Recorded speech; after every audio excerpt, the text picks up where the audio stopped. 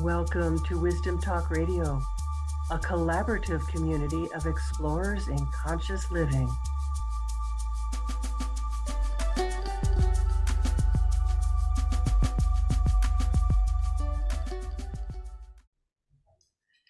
What if you knew that you were always being guided in life, always being led? And really, what if you knew that life works? That's one of my fundamental operating principles, and it's foundational really to my life, because so much of what I learned in my early life was about struggle. Now, as I look at that, as I look back at that, I see that what that was giving me were the tools to build bridges for people who are stuck on one side of the bridge and feel desperate for something different. And in fact, probably don't even see that there is another side to the bridge and that it's right in front of them. I'm excited to explore all of this with my guest today, who brings this to exquisite life. So stay with us and welcome. Welcome to Wisdom Talk Radio. I am Laurie Seymour, host of Wisdom Talk Radio and CEO and founder of the Baca Institute. I'm also the creator of the Quantum Connection process. That's all about discovering your unique connection with the essence of who you are. By taking the Quantum Connection quiz, you can discover that. We are each designed to directly connect with Source in our own way. And knowing what your style is, both your creative power and your learning edge, opens a deeper connection with the truth of who you are and with the universe. It really is the secret to creating what you want in life and to receiving. I love this. We're recording, this won't come out but we're recording this on the winter solstice. And I think of this as a time of great receiving. So stay with us, stay tuned. And I want to introduce you to Moshe Gersht, who is a spiritual teacher and Wall Street Journal bestselling author of It's All the Same to Me. That's a great title. He has devoted his life to seamlessly bridging the worlds of the Torah tradition, mystical wisdom, the true nature of the human mind, and our collective struggles. His popular TEDx talk has become the catalyst for his new book, The Three Conditions: How Intention, Joy, and Certainty Will Supercharge Your Life. He lives in Jerusalem with his wife and children. Welcome, Moshe. I am really delighted you are here. And how are you? Well, thank you so much, Laurie. It's a pleasure to be here. Thank you for having me. And I'm doing well. Thank you. Thank God. It was a beautiful day. It's now evening over here. Yes, yes. Though my background makes it look like it's daylight all the time, which I like, but it is night outside. And even as I said, we're here at the winter solstice, which here at least, not there, here it is the longest day of the year, the longest darkness of the year. And being able to see the light is always a wonderful thing. Mm-hmm. So, there's so many things I want to touch on with you. And maybe we need to speak, at least to begin with, about what's happening in the Middle East right now, even though that will be different when this comes out. But to somehow acknowledge not who's right, who's wrong, that's not the nature of this. But you said something before we started that about this is a part of our collective journey, our collective evolution. So maybe that's something that you could start us out with. I know we're kind of really jumping in, but oh well. Yeah, I mean, maybe I do it to myself because I live here, right? So if I'm living in the Middle East, I'm living in actually we just moved, so just outside of Jerusalem, and I spent the last 17 years here. Even though I'm born and raised in Southern California from Los Angeles, so it's a little Ah, different, LA and Jerusalem.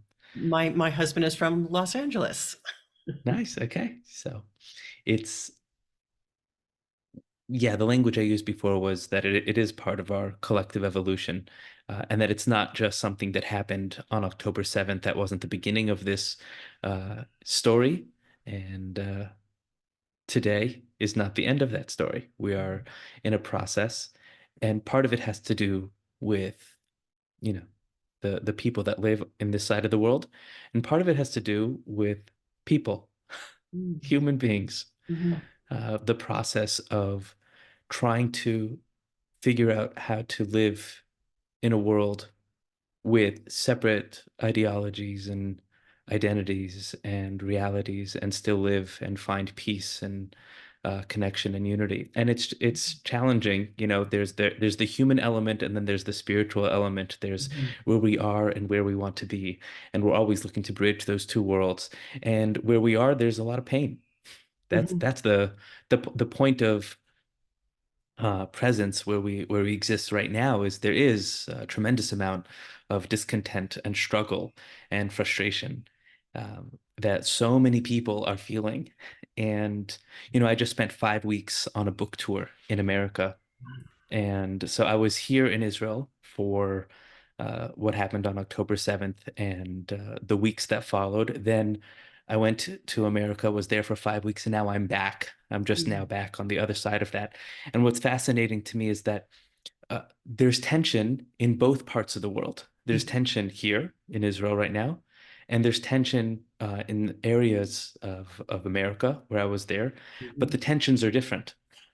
Yes, the The content, you angst mean, of the tension. the angst is different, the tension's different, and even though they both might be around the same conflict, right, but where you are also impacts how you're feeling and what you're feeling about what's taking place. But the fact that everybody's feeling something and that Mhm. everybody's moving through something is what I mean by this is collective. This is not about, you know my land, your land, and it's not Mhm. about I'm right and you're right. It's something so much more fundamental that we have throughout all of human history. I've been trying to move in the direction of something good and something peaceful, and I'm of the ilk that believes that the world is better today than it's ever been before. That we have been moving in the right direction. We're Mhm. not anywhere near the end of the story, I don't think. Um, Which we might be able to say, thank God we're not at the end of the story on yeah, we're one happy. level. Right. We're very happy and grateful to be exactly where we are. I'm so grateful every single day to be in this point in history. It's such a powerful and beautiful time, even with all of the chaos and the disruption that we experience in Mhm. this world. Uh, you know, everything has to be going right for us to be frustrated about the pieces going wrong. There's so much more going right. I tell people that, 99.9% of reality has to be working for us to complain about one thing that's going the wrong way. Yes, yes. And gravity still works. We didn't fall off the rock floating through space, Mhm. moving at speeds that we can't imagine, right? Like where things have to be moving so right so much of the time.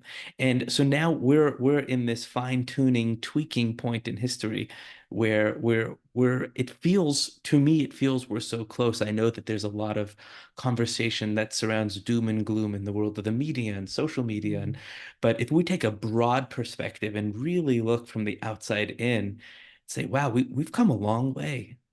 I Yeah. think we have come a long way. And the pendulum swings, and that's how growth is.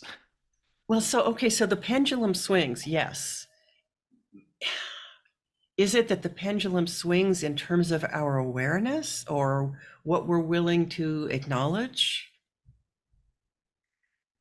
Yeah, I mean, I think when I said that, what I mean is, uh, it's almost as if you could try to imagine if the pendulum were to stay in the center, we've arrived. But Mhm. it takes time before it slows down and kind of comes back to that Mm. centered place. So, in the beginning, uh, things moved in this vast sort of more volatile, chaotic experience, and Mhm. there was a tremendous amount of lack of clarity. And if you were on a different side of the world, you never met a person on the other side of the planet. That just Mhm. didn't happen. And Mhm. the closer we get, or the further we get in history, the more connection there is. And it's almost like things are moving faster, but we're getting closer and closer to the center. So it Uh, might have taken longer to get from one side of the other in terms of communication, in terms of understanding, in terms of bridge building, in terms of recognizing where we're all connected. And we're getting closer to that center point. mhm. The volatility might be faster, but it's not as chaotic. Yeah, yeah. So what do you think the connection is, or the mirror, maybe it's a mirror between that speeding up of our connection, of our outer connection with one another, and the inner connection, Mm. self with self, my connection with God, my connection with presence, um, and my knowing that connection. Yeah, I think, and that's a beautiful segue. I think that that's not just happening on the world stage. I think that really is happening on all the individual stages as well. And that there's uh, a powerful awakening that's happening on this planet right now. And I think for people who are paying attention and their eyes are open and they're in tune, you just see that there's a movement that's happening at quite a rapid pace. Again, when you put it in a historical context, Mhm. there's a lot of movement. Again, information is now everywhere and free, right?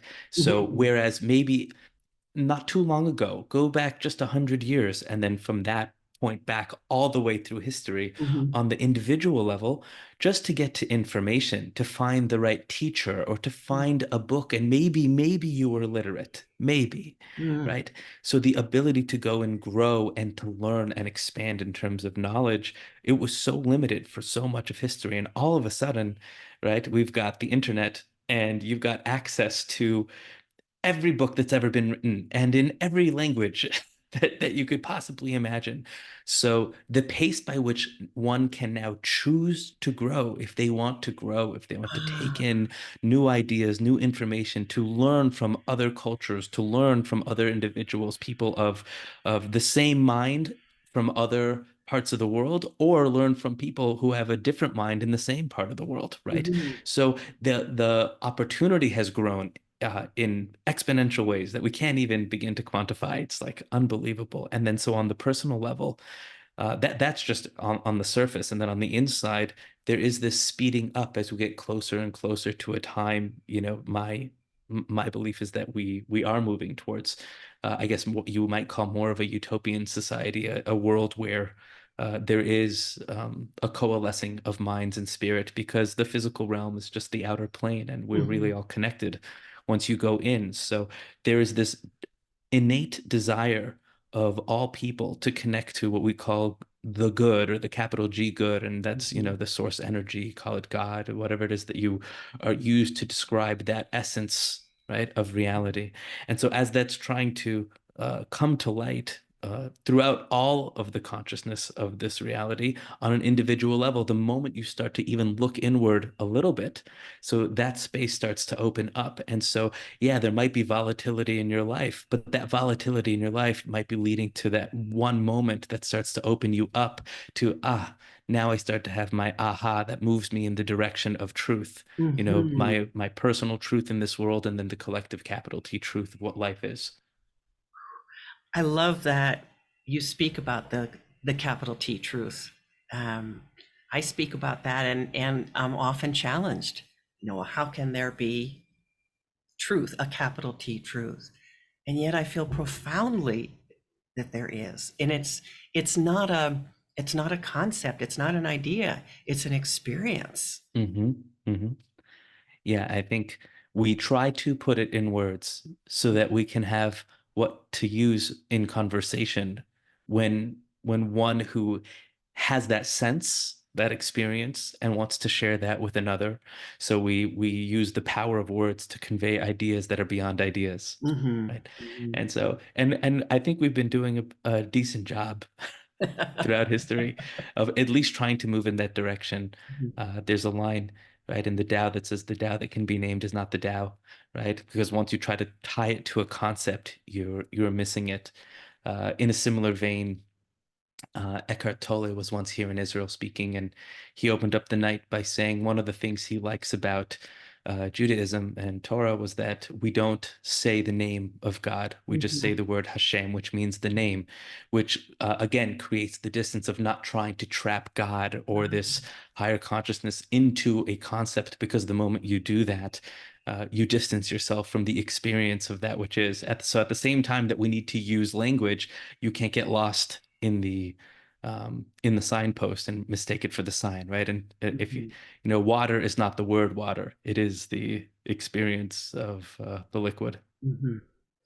And there's something else about, and I wonder if this is part of the pendulum, the sense of how things are being stirred up and the need to have things stirred up in order to maybe move through them, in order for a clearing out. It's like when the water gets stirred up, yeah, that has to happen in order for the settling and the purity to rise to the surface.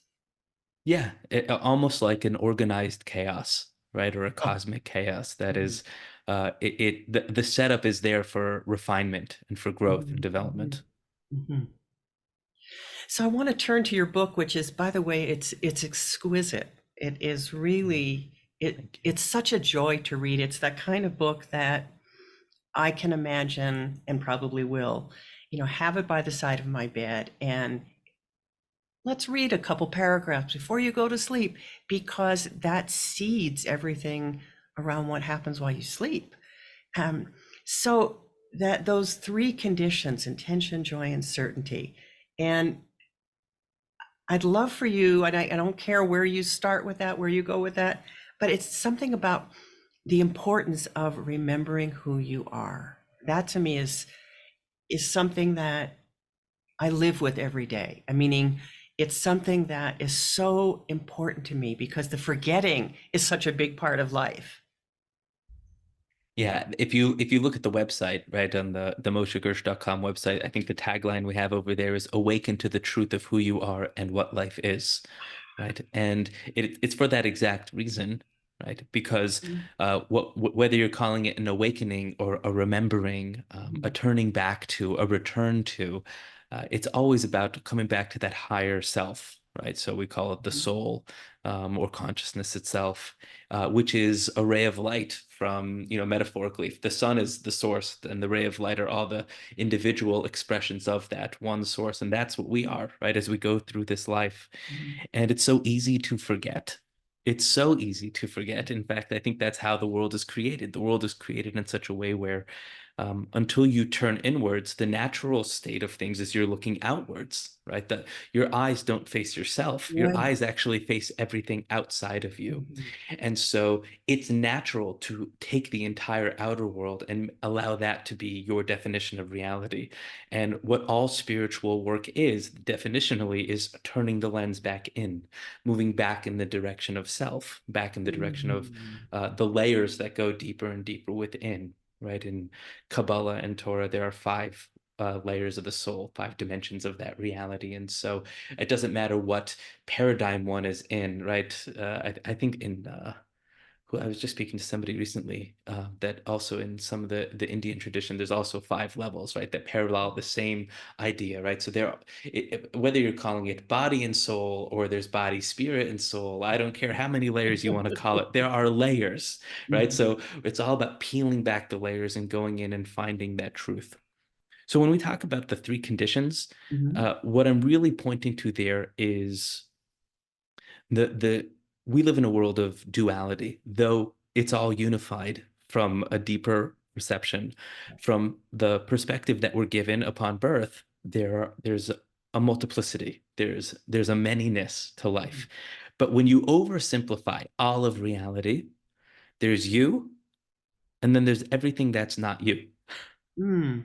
Make things very simple, Mhm. right? So there's Laurie, and there's everything that exists that isn't Laurie, Mhm. right? There's Mhm. the me, and then the everything that's not me. So And you don't even have that as a newborn. You don't have that as a that's baby. right. Then it's Everything is as me. right, exactly. As a newborn, it's really all just you. It's really all you, or on the other hand, it might be all not you. I mean, I guess we'd have Mhm. to go and figure out what that looks like from the brain of a newborn. I don't even know. Mhm. Uh, I've never thought about that before, so now's not the time. I'll give it thought Okay. afterwards. Uh, but so from our vantage point, there are only two things that really exist, and the way that you perceive both of those two realities are going to directly impact your relationship to soul, to that higher dimensional experience. Mm. And intention, when I say intention, I don't mean like setting goals, Right. right? Right. Which is a wonderful thing to do.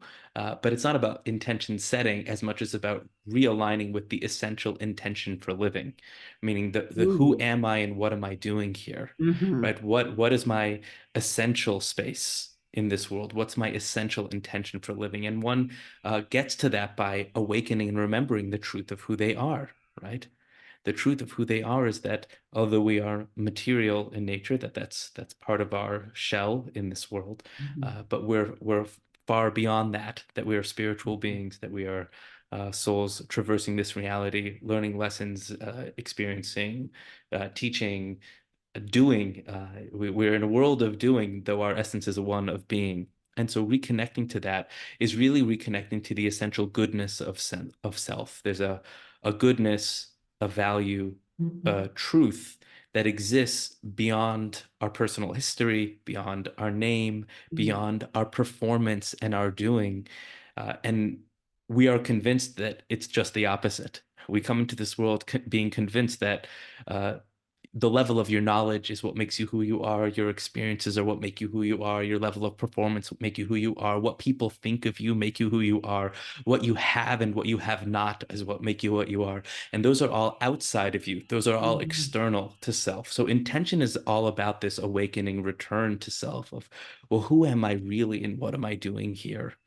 And when you realign with the essential goodness of self, so you are now primed to live in this world no matter what happens to you, not under the guise or the illusion that something needs to happen out there, or I need to do something out there for Hmm. me to be good, to be valuable, um, to be an expressive, a powerful expression in this world. So Hmm. that's the world of intention. The world of certainty is about everything outside of you. I when I say that again, interchangeably, you can call that God because to me, it's funny. I was once working on a retreat, and there was someone there at the retreat that said, isn't it funny that so many people pray to a God and God never talks back? And in that moment, I didn't know how to process it because what I wanted to tell him was, I don't know what you mean. I, the God is Yes. always talking back. In Hmm. fact, all of life is just God talking back. Maybe we have a different definition of God, Hmm. not about the communication, because to me, all of life is the reflection back to you, right? So whether that's a conversation you're having with somebody or something that you see or something that you hear, there's this continual cosmic dialogue between the you, the self in the body, with everything outside the self, outside the Hmm. body. So certainty is not certain of a particular outcome, but certain of a particular process that life unfolds in a certain way. And that is, again, a way of love and goodness and intention, of meaning and purpose, right? That life is unfolding in that way, that there are no challenges that are accidental. There are no accidents in the universe, no mistakes in the universe, that life is unfolding for a higher good, for one's higher good in this world as we move in that direction. So, yeah, I see that you have a question over Yeah, there. I I want do. to Thank you, because pause. Yeah. I don't want to lose it. And it has to do with God being out there. Mm-hmm. As my experience is that God is in here. Like Mm-hmm. I'm not having a conversation with God out there. I'm having a That's right. conversation with God in here. Hmm. And So God does answer. yes, of course. And so so to me, again, because the paradigm that I'm working with here is one of duality, right? Ah, Because that's the starting point. okay, okay. Because the average person, right, who's having this conversation is living in the space of duality, Mhm. though, uh, my firm inner experience is one of unity. So even this conversation is actually somewhat of a cosmic joke because we're speaking to myself, but but because we perceive the world in separateness, that is the starting point in one's journey. Yes. It's where most people find themselves in the beginning of their journey. So to deny that, right, even when one comes to that space of unity consciousness, right, to deny the outer space is to deny an element of the reality that we live in, right? Mhm. Because Okay. we are in a body, and we are on a planet. Even if beyond that totality, there's a complete unified oneness that's there. But part of the beauty of this world is that I get to be in this chair in this country, while you get to be in that chair in that country, and we have this relationship. So when I use the word certainty or goddess out there, what I mean to say is that you are sitting where you are, and anybody who's listening to this right now is sitting where they are. And I am speaking words to you which is outside of you. And Hmm. yet Hmm. that is God speaking to you Right, through me right, to right, you. right. And Okay. God is also the you to you. It's, I mean, both things are true. Hmm. It's not a contradiction for you to sit there and have divine insight that comes straight through your channel. But a bird can fly past you, and that is giving you a message as well, right? So, Thank you. meaning, Thank you. right. That's a beautiful way to speak to all of that. We couldn't have a podcast. We couldn't have a conversation if we don't acknowledge the duality is also part of this oneness. Right, exactly. And it's funny because, paradoxically, and all great truth lies in paradox because it has to be able to hold all the sides. So Hmm. paradoxically, you can't deny duality and have unity, right? You must allow duality to exist for unity to be full and to be true. So in this space, so if there's you and then there's everything outside of you, and you can perceive both of those realities from where you are as good and whole and holy and intentional and purposeful.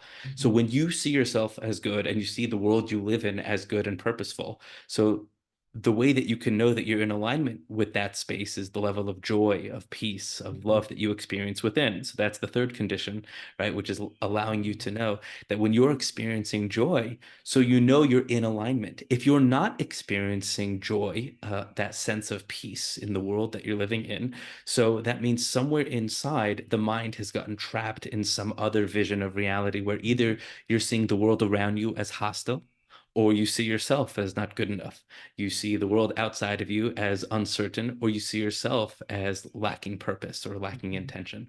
So that becomes then the barometer or the measuring stick by which you can then dial in and tune into those higher frequencies, allowing yourself to remember, wait, no, this is really who I am, and this is really what life is. And Yeah. so we use the emotion or we use that state of consciousness as almost like a map. Yeah, I so love that you speak to that because that was really my experience of moving out of self-doubt was when I had the experience. I think of it as, well, for me, it was love. It was that experience of self-love to such an extent. It was like, oh, this is what truth is. So all Hmm. the other thoughts, all the thoughts of doubt, every time that comes up, oh, that's not true because it's not this experience, it's not this feeling. So Hmm. what's hard though for people is, hmm, well, some people have never had that experience. They don't have a barometer. They don't have um, an awareness of that flame that's there, always present. Hmm. Hmm. Yeah. And again, and that's one of the great advantages of the time we live in, because you're sitting there in Denver right now having this conversation, and there are people all over the world. They get to tune into your light, right, into this conversation. And one of the things that we are all teachers and we are all students. That's something that is a firm understanding that I feel like somewhere along the way really settled in deeply within me, that everyone you meet is really a teacher and a student. And so Mhm. there's a dual reverence that you have when you meet an individual.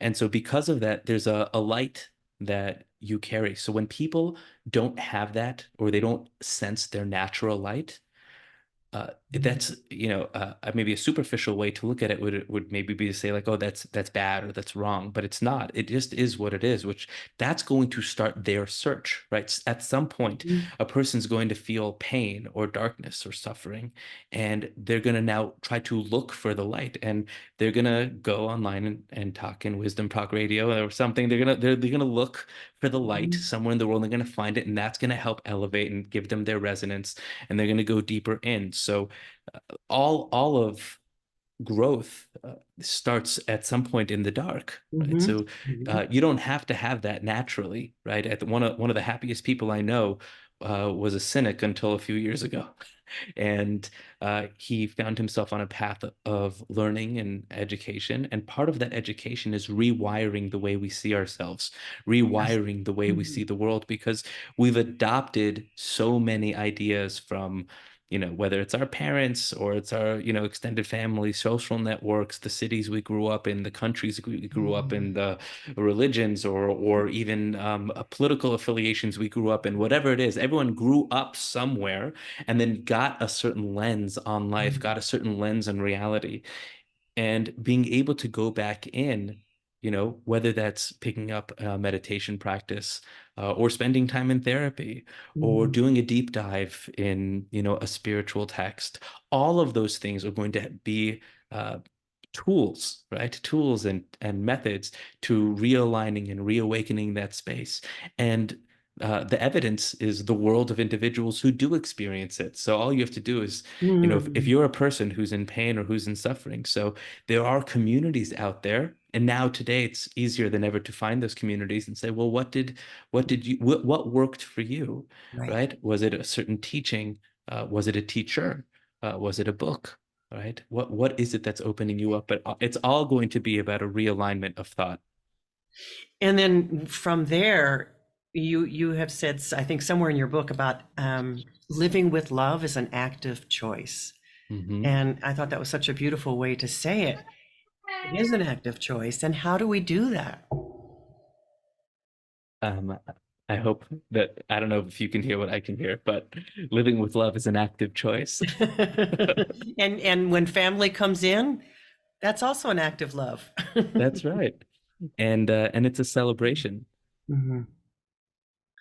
I would say when I say living with love is an active choice, it's a matter of leaning in. The first piece is even acknowledging that love is more than just affection. I think that we are given an idea that of love, certainly in the Western world, and certainly the way that I was raised, that love is affection, right? It's an emotion that you Mhm. feel about Mhm. someone that's Right. special, right? They're a special person or special people, or my family, my community, and I love them, right? Mhm. But real love is so much more than the feeling of affection you have for someone. Mhm. It's an experience of unity, right? It truly Mhm. is. It's an experience of oneness and peace that you share with all. And I say with all, meaning with all people, with all things, with all spaces. And it comes from a deep sense of presence. It's an aliveness, right? That love is an Mhm. aliveness that lives in you. And so it's a choice to lean into that. So, for example, someone can show up at your door screaming and yelling and creating noise, and you can feel a resistance to that, or you can let go of that resistance and lean in and say, okay, that's also part of this. That's allowed. That's okay. I think, Mhm. the classically the example I give is when you're stuck in traffic and you have an appointment and you need to get somewhere and it just isn't moving. So you can live in resistance to that.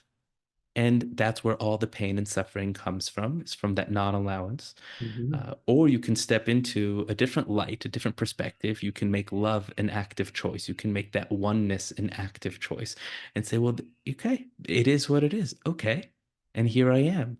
And what can I do with this space now? Right? Is there Mhm. Mhm. an opportunity in this space? Or maybe it's just time for me to sit in quiet, right? The word love, in Torah has the same gematria, the same numerical value as one, echad, right? Because Um, love and unity, love and oneness are really expressing the same idea. and for me, it's a frequency. Hmm. It's that frequency, that vibration of unconditional love. So it's not it for me, it's not an emotion either. And and we can tap into that. We can allow, it's not even tapping into it. I think it's allowing that. Yeah, that's the right word. It's allowing, Yeah. right? And I think you're absolutely right. It is. It's this the word you used just now, unconditional, right? It's the entire space of unconditional, Yeah. right? It's really the world of conditional is. It's funny because the in Kabbalah, so the opposite of love is this world of constriction, right? Hmm. Of trying Hmm. to narrow things. And another word for that is to make things conditional, right? So the moment you step into the world of conditions and conditionality, so you're stepping away from this unconditional space of unity and love. And so it's so much more than affection. I remember one of the first times I had it almost felt like a complete out of body experience. I had been in a group meditation, maybe this is, I don't know, 7 years ago. And we had been meditating and we had been doing some deep learning, and there was a lot of beautiful conversation we had. And I walked out of the session. I was walking down the street, and unexplainable, it was like a wash over me love, like just a shower. I felt like I was in a rainstorm of this of bliss. I don't have better words for it. It's hard to Hmm. encapsulate it into words. And for a very long time afterwards, it was like every person that I met, I felt like they were like my brother or my sister. I just Hmm. wanted to give them a hug, not because of affection, because like, oh, I love you, man, or you're so Hmm. special to Hmm. me, but like, wow, like it's a deep appreciation for all of life. It is that deep aliveness. And those are gifts that we don't always get to have, where it's like so high and so clear. But from those moments, we get to then integrate that back into the way that we think and see and speak and connect. And then we live life in a very different way. Yes, you are now changed. You are now changed. You are now changed. And people have these experiences and don't always have the means to, not about holding on to it because that's a constriction, Hmm. but how to bring it into life and allow it to be something that is alive, allow it to be something that lives you rather than you trying to fit into something else. Hmm. Yeah. Uh, it's there's no right or wrong way to have a spiritual experience. They happen as they happen, and then we respond as we respond.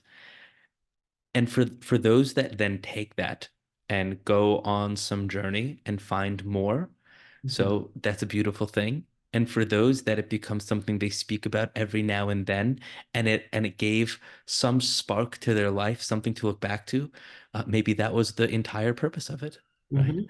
Mhm. And so, if for someone who's looking to live with more love in their life, with more joy in their life, with more peace in their life, with more enthusiasm and purpose, so having a spiritual experience, I mean, that's a wonderful thing. But it's far from the end. It really is just the beginning. It's Mhm. the Mhm. beginning of a process. And so if somebody wants more of that in their life, we live in a special time where you can say, okay, well, I'm gonna go for it. I'm going to look for it. Throughout all of history, you could have looked for it, right? I mean, this Mhm. is far from the first time in life where journeys were possible. But the access is different. And I don't just mean, everything in this world reflects a spiritual plane as well, right? And so the the world we live in, yeah, I was just talking to someone about this the other day. We are speaking about the power of names, that all names hold a certain energy, a certain frequency, a certain Mhm. power. And that, last names are new on the historical stage. Right, And right. and do last names hold a power? Is there any Mhm. power in a last name? And I said, look, I mean, it's implicit that if it exists now in this world, So there is a spiritual counterpart to that which we're Mhm. seeing here. And Mhm. if now at this stage in reality, last names have a meaning, they are a part of an identity, or we are Mhm. more defined in the world that we live in today than maybe we were in the past. To me, that implies a deeper, more sense of clarity and definition on a spiritual plane as Ah, well. okay. And so it's interesting when we think about it from that perspective that no matter what we're seeing on the outside, right, there's always going to be something deeper that's happening behind it. That's a guiding force. Um, I'd lost my train of thought because I got so excited about this name piece of why I got there, but here we I'm not are. sure how you got there either. I was right there with you. Yeah, yeah, no, no, it had to do with what we were just speaking about, and then my mind went fully into that space, and here we are. Here we are, and here we are. Um, hmm. I was thinking about how you came into this space, and I don't mean this moment in time, but you came out of your own journey. I mean, you felt that sense of looking and I want to discover. You were what some people might call a seeker. Would you still call yourself a seeker? I didn't know this was the question I was going to ask. Or Yeah. do you feel like you are living? Yes. Yes and yes. Yeah, I do. I feel like I've always been on some level on a journey Mhm. and always looking and curious. And at the same time, I was raised in a very blessed home that was raised with very fundamental spiritual principles, raised with the vision of and power of presence, of really, really living in this moment and being embodied and in wherever you are. To me, it really is all that exists. There's a great line from the Baal Shem Tov, who's the founder of Hasidus, that says, "There's only one moment in this world, and that moment is right now." And to me, that was one of the fundamental ideas I've lived with. So on the one hand, I'm a seeker in that I'm always looking for that next level because there's so much to learn and so much to grow and people to meet and experiences to have, because Mhm. that's the gift of this world. The gift of this world is the expansion and the movement. And at the same time, I feel very grounded in the space that I'm at, knowing that this is exactly, where I need to be, where I want to be. Mhm. On one foot, my journey kind of looked like I was the singer of a rock band for 7 years, right? That was my life. You know, I was completely enthralled by rock and roll, right? So I was playing a lot of rock music. Uh-huh. Um, Parenthetically, one of the guitar players from the first rock concert I ever went to showed up at one of my talks about a month ago, and it was like, wow, I can't believe it. 20 years later, pretty amazing. Mhm. And and then from there, I went deeply into the world of study, which was much more about philosophy, ideas, meaning, belief systems. That's the Jewish And way, isn't it? Education, study. education, like, really, really went deep down that Mhm. road. And it was only when I started having my own personal kind of inner struggles that started to translate into more of a spiritual seeking Mhm. that went beyond the page, that was really Mhm. more about consciousness, about self, and about touching the part of us, that intuitive knowing that we all have, Mhm. uh, that goes beyond ideas and goes beyond, races and religion, that's shared equally. And so, I do feel like I continue to seek because I know that there's always more. But the deeper Mhm. you go in, the less the details matter to a degree. It sounds almost counterintuitive because you find a space that's so whole. There's a wholeness, and it's a deepening more than an exploration of concepts. Concepts are Yeah. great. I love the world of concepts, but there's something deeper and more holistic that Mhm. one touches once they go beyond the world of just the mind. Whew, Moshe, we could continue, and I know we're going to end. And please tell people how they can, first of all, find your book and find more with you. So everything all my handles on social media are Moshe Gersht, MosheGersht, and that's the website as well. So moshegersht.com. And the book is on Amazon. It's available everywhere. I think people can get their Mhm. books today. So there's audiobook, there's ebook, there's the physical copy. There's spiritual version of it and physical version of it. However a person likes to get to their next level of growth and wisdom. Mm. Thank you so much. I have a feeling we might want to come back and continue. At least I would. Thank you. Yeah, that would be fun. Yeah. Thank you, Moshe Gersht, for being here, for gracing us with your wisdom. Okay, well, thank you, Laurie. I appreciate this very much. And thank you to our listeners, our viewers for being with us today. Without you, we wouldn't be doing this. So join us here regularly for more wisdom, discovery, and illumination. And if you've really enjoyed this episode, please leave us a review wherever you listen, because that always helps more people to discover what this is and discover the wisdom for themselves. So if you want to learn more about your own personal quantum connection, take the quantum connection quiz now. And we'll see you next time. Thanks for joining us here at Wisdom Talk Radio. We wish you well in your conscious explorations.